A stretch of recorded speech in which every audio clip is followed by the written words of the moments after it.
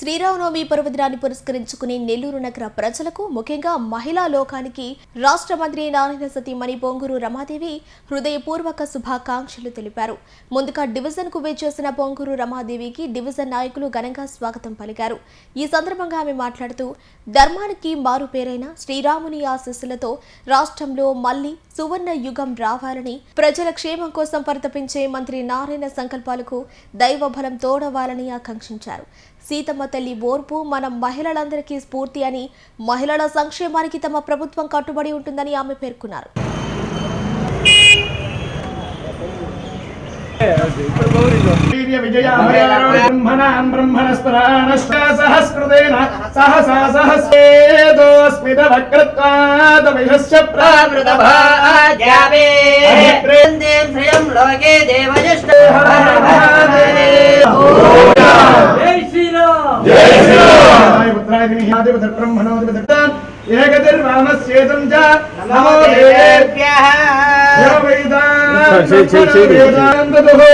भागते येन याति सर्वस्य जित्ते सर्वमेव तेन आप्नोति सर्वं जयति बहुवत्र नामो शतसंवत्सरं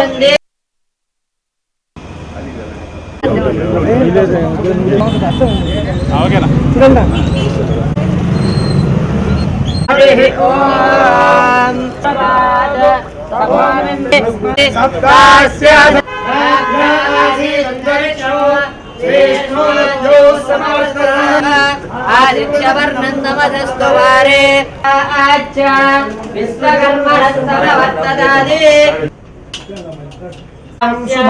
శ్రీరాముడు అనగానే మనకి గుర్తొచ్చేది దేవుడు.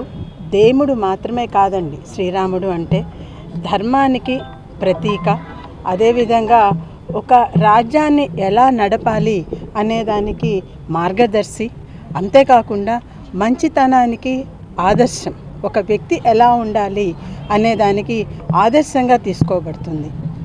ఈ సీతారామ కళ్యాణ మహోత్సవ సందర్భంగా ఇక్కడ ప్రసన్న ఆంజనేయ స్వామి వారిని రాయాజీ వీధిలో దర్శించుకోవటం ఎంతో ఆనందంగా ఉంది. ఈ గుడిలో దాదాపు 200 సంవత్సరాల చరిత్ర కలిగిన స్వయంభూ ఆంజనేయ స్వామి ఇక్కడ.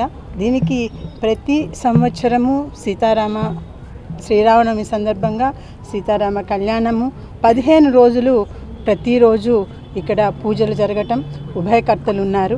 ఈ విధంగా ఉభయకర్తలు ఉండటం అనేది 100 సంవత్సరాలుగా జరుగుతూ వస్తుంది. ఇంత పురాతనమైన చాలా ప్రాముఖ్యత కలిగిన స్వామిని ఈరోజు దర్శించుకోవటం, స్వామివారి ఆశీస్సులు తీర్చుకోవటం చాలా ఆనందంగా ఉందండి.